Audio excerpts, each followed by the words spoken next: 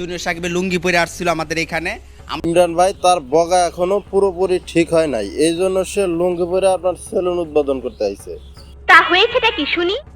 এখন কথা হলো লুঙ্গি খুলা বগা টগা কিছু দেখছেন নাকি সেটা আমাদের বলেন। আমরা উদাম করে দেখছি জুনিয়র অবশ্যই ভাইরাল হওয়ার জন্য, ভাইরাল হওয়ার পরে বাকি অর্ধেক যতটুকু আছে জুনিয়র সাকিবের ওইটুকু লিয়ে দেবো, আমি চ্যালেঞ্জ দেওয়া কইলাম। তাহলে তো আহমেদ রুমি আপার কথাই একদম সত্যি বলে মনে হচ্ছে। এটাই কাটছে আগা, এটাই কাটবো নিচের ডগা।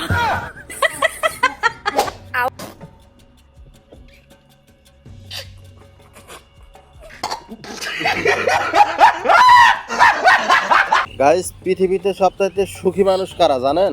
জানি না। যার লজ্জা শরম বলতে কিছু নাই তারা হলো পৃথিবীর সবচাইতে সুখী মানুষ। চলেন লজ্জা শরম ছাড়া বগা কাটা সাকিব এবং তার নতুন বউ ইকরাকে নিয়ে একটা ইন্টারভিউ নিয়ে আসি। আপু, আগের এক ভিডিওতে আপনি বলেছিলেন গত ফেব্রুয়ারি মাসে আপনার আর সাকিবের বিয়ে হয়েছে, এটা কি সত্যি? তো বলছে যে ও আমাকে বিয়ে করছে, কিন্তু আমি খোঁজ নিয়ে দেখি যে আসল জায়গায় বা আসল খাতায় আমাদের কাবিন নাই বা কোনো নামই নাই, ও পুরাটাই ফেক। আর আপনি এটাও বলেছিলেন যে আপনার জন্য নাকি শিখা আপু তার বগা কাটছে। আমি এটার সাথে একদম জড়িত ছিলাম না, হয় না, কারণ আমি একটা নিউজে শুনলাম শিখার মেশা কাজ করছে, এই জন্য এটা হয়েছে। আচ্ছা, যাই হোক, গত 2-3 দিন আগেও শুনলাম আপনারা বিয়ে করে আরামসে সংসার করছেন। আর আপনাদের এই ভালোবাসা দেখে মনে হলো পৃথিবীর সকল ভালোবাসা যেন আপনাদের কাছে হার মেনে যাবে।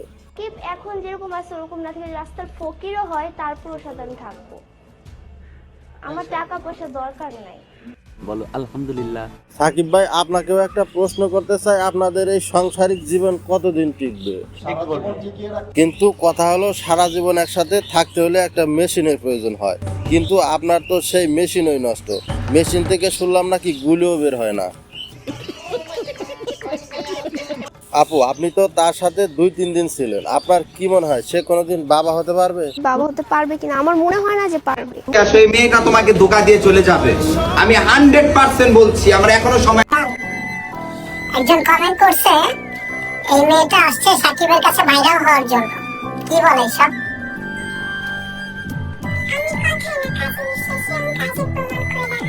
ভাই, লিঙ্গ ছাড়া সিংহ, তোরে কিছু কথা বলি তুই শোনে। তোর বগা কাটার ব্যথার কারণে মনে হয় তুই এখন একটা ঘোরের ভিতরে আছস। তুই আগে যতটুকু ফেমাস আছিলি, তোর বগা কাটার কারণে তোর ফেমাসিটি আরো সেই লেভেলের হয়েছে। কিন্তু এখন কথা হলো তোর এই ফেমাসিটি ও তোর দুর্বলতার সুযোগ নিয়ে এই মাইয়া এসে মডেল হইতে ওর স্বার্থ হাসিল হয়েছে, এজন্য সে এখন পোল্ট্রি নিয়ে নিছে, এটা তোর বুঝতে হবে। আর মামুন লালার পর তোরা যা শুরু করে দিছিস মনে হচ্ছে জীবনটা তোরাই উপভোগ করতেছিস, আর আমরা তো শুধু জন্ম নিবন্ধন আর ভোটার আইডি কার্ডের নাম সংশোধন করতে আসছি। আর তোদের এই কাণ্ড কারখানা দেখে মনে হচ্ছে তোরা পাগল না আমি নিজে পাগল, এটাই তো বুঝতে পারতাছি না। মনে হচ্ছে জুলাই আগস্টের হত্যা মামলায় তোদের ঢুকে দেয়, না হলে নিজে ঢুকে যায়, তাও যদি একটু শান্তিতে বসবাস করতে পারতাম। সো গাইস, আজকের ভিডিও এ পর্যন্তই, দেখা হবে পরবর্তী কোনো ভিডিওতে। সে পর্যন্ত সবাই ভালো থাকুন, সুস্থ থাকুন, অন্যকে ভালো রাখুন।